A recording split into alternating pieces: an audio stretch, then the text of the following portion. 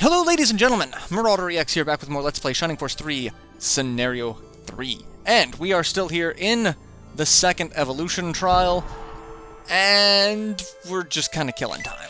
Because we gotta just sit here and wait for the statue to walk in the right direction. And we're just gonna sit here until he does. I don't even really need to do anything other than press the C button to accept. I've not had to cast a single spell. Not had to heal. I was really not expecting it to go this well. So, we got one more round that we gotta do before he'll be facing the right direction. But we're good. Like, really, this is good. I'm actually kind of amazed at how easy this went. I was expecting it to be a little more difficult. It was kind of difficult the first time I did this. Like, I was not used to a fight where I could not actually fight. Now, it's pretty much... Alright, so he's facing the right direction now. So, next turn, that'll be it. It's literally, like, 2 minutes worth of time. So, I do love it. Really excited that we accomplished this. Like, I can really move some people out of the way if I really want to, but that just adds more time. So, because he's gonna move now, this should be it. Move forward. And we've done it! And they disappear, and the emblem lights up. Was that enough to give... Do we get Gracia his powers? Is he an innovator? Oh, this is trippy. That's super trippy. Very universe-esque. It's very much like the main screen for the Saturn, for like the CD player and media player. Just kind of going around in circles. Alright. We managed to do it! We did it flawlessly! Flawless victory. What are these? Stars? Where did they come from? Yes, what are they? They do look like stars. These are spores of light.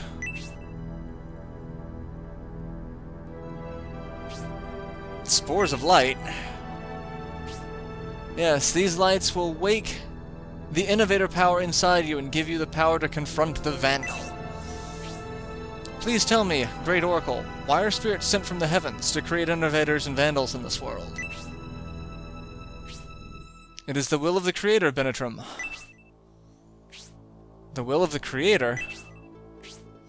The world in which we live in is such a small place, it's nothing compared to the heavens, or at the other end of the sky.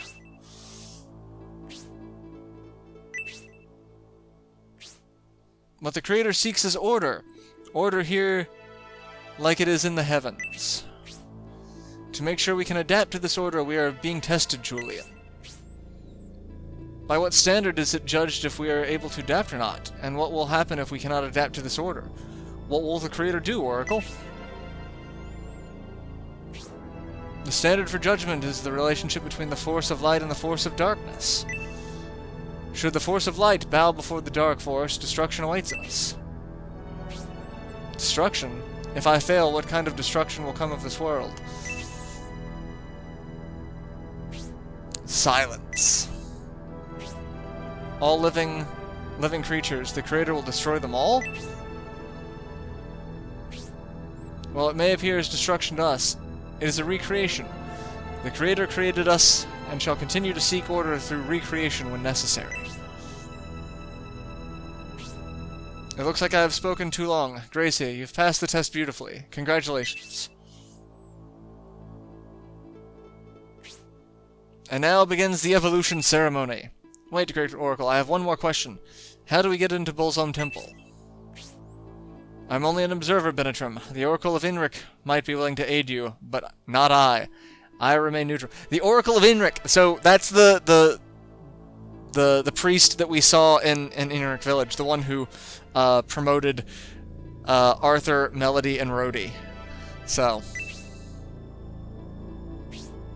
whether this world faces recreation or not does not matter to me. I'm only carrying out the mission given to me by the heavens.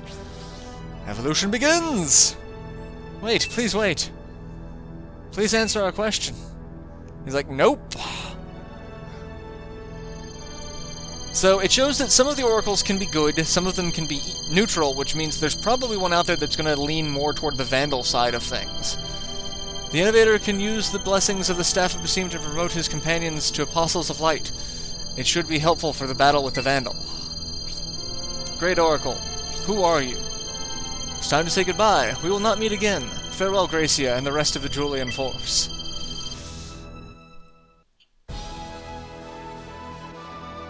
And with that, Gracia evolves. We go a step beyond promotion. We get evolution. Where are we? Are we inside the monument? No, we're outside. The monument's gone. We're probably in the desert of Arkhill. How'd we get here? Everyone, look at Gracia. He's changed. Yeah, spiffy new outfit. Oh, and a spiffy new character portrait. Have I changed? Gracia, look at your eyes. How? Like, I just want to take a second to think. Gracia, look at your eyes. I'm just imagining him going cross-eyed, trying to look into his own eyes. Oh. I'm sorry. That's just... my eyes. I don't understand. I feel a bit strange.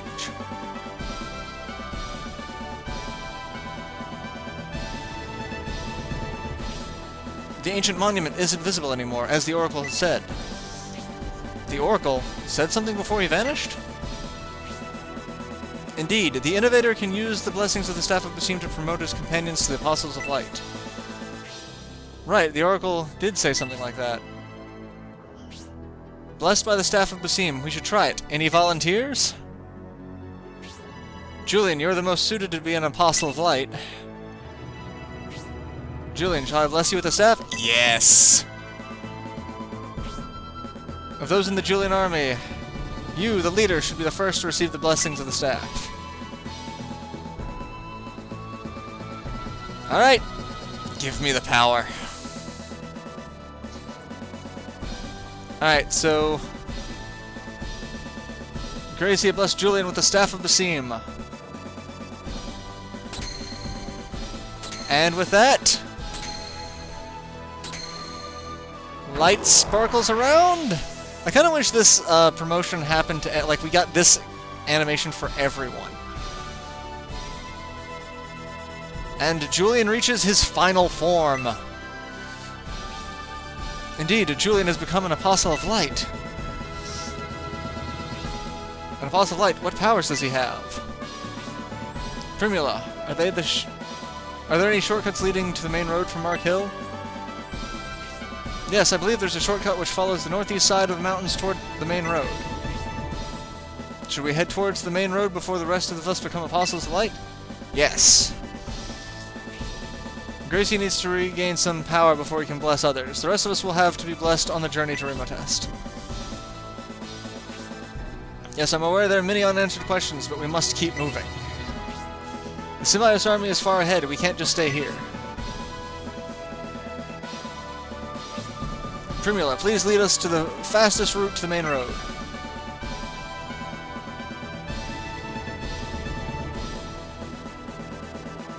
Alright, so we're going to follow Primula. So, Julian gets his final form, his final transformation, and it is basically Arthur from Shining the Holy Ark. He gets Arthur's, like, original style outfit. So it's really kind of interesting because he starts off kind of mercenary-esque, and then he promotes and he gets a kind of promoted version of Arthur, because Arthur went from, you know, brown and black and kind of, you know, tattered to white and blue. And that's similar to what Julian did. He went from, you know, kind of, you know, a grayish, brown outfit design to a, like, white, gray, and now he's at Arthur's, like, it's weird to me that he's, I don't know. Forgive me, Bintrim. Snowstorms are unusual during this time of year.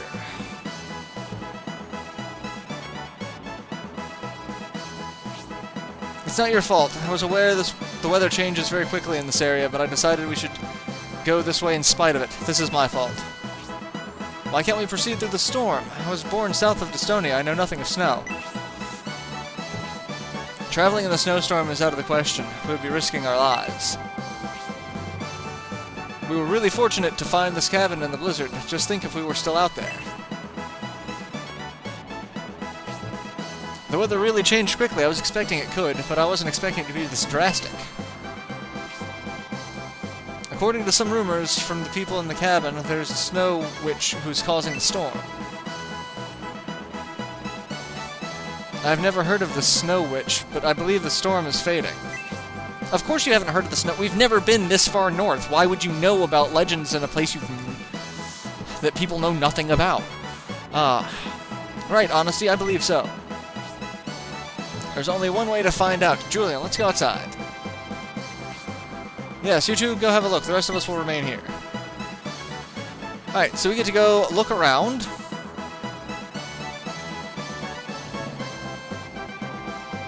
And that's really all we're going to do. We're in a town. I say town. It's called the Hut of Bowlet. And there are two items that we can get. Barrel in the main room. I'm assuming this is the main room. So what I'm going to do is inspect barrels. Go away. I don't want to talk to you, and I know I'm going to if you're too close to me. We find the orichalcum. So we've got one. And then inspect the blue table in the smithy's room. So I need to find... There's the church. You look like the smithy. So we're going to come over here and inspect the blue table. And we're going to find a potion. And those are the only two items that can be found here. There are things to know. Obviously, there is a blacksmith. So we can start making, you know, some of the orichalcum weapons if we really wanted to be fancy. There are some deals that we need to deal with. There's a Gaia axe in the weapon shop, which we already have? We already have a Gaia axe.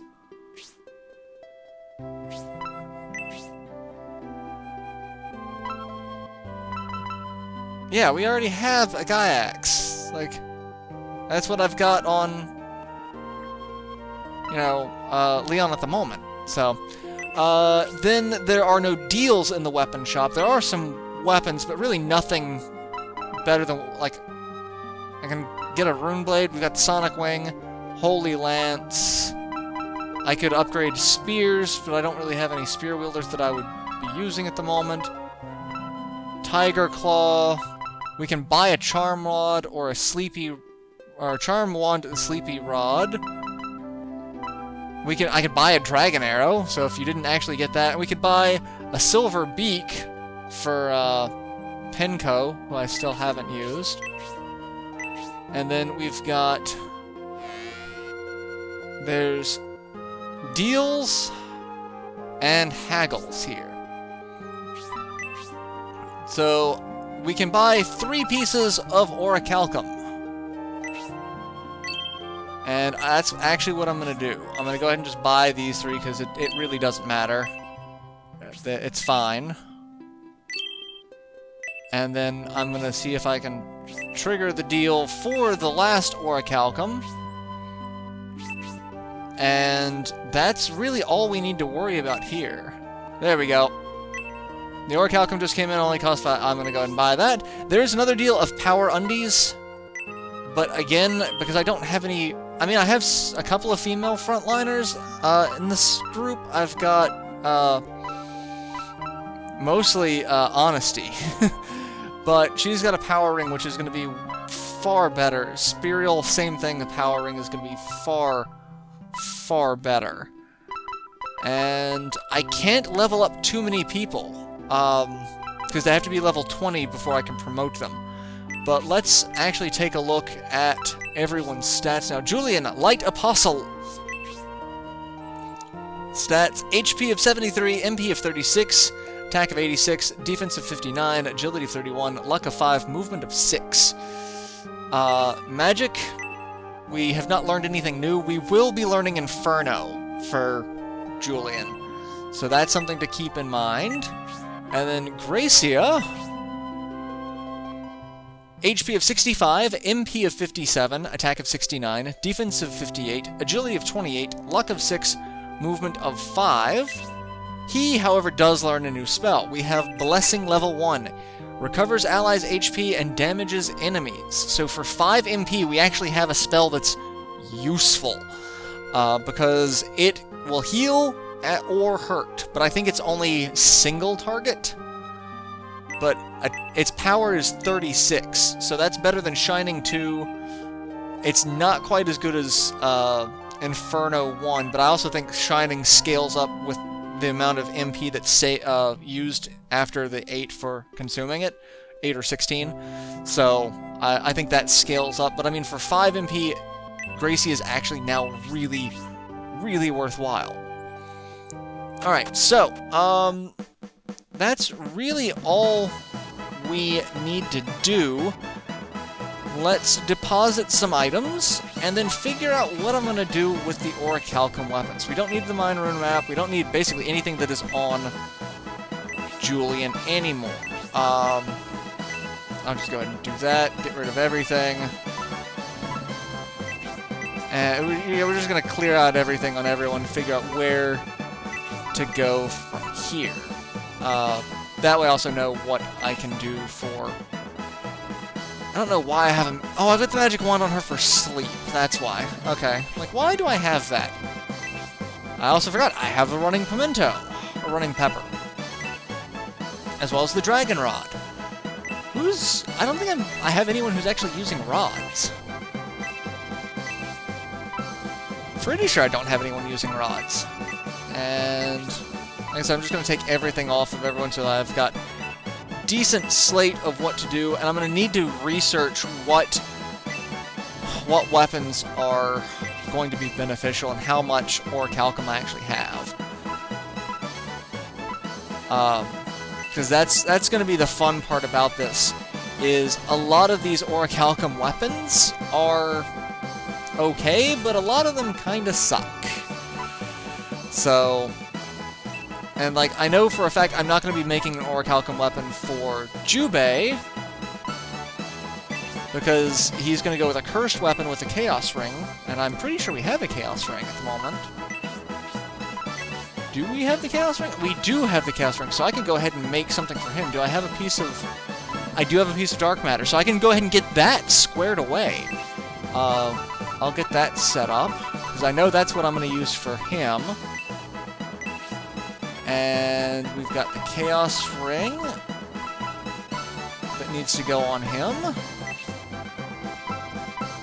And it's going to lower my defense by a lot, but I'm going to be raising my attack by a ton.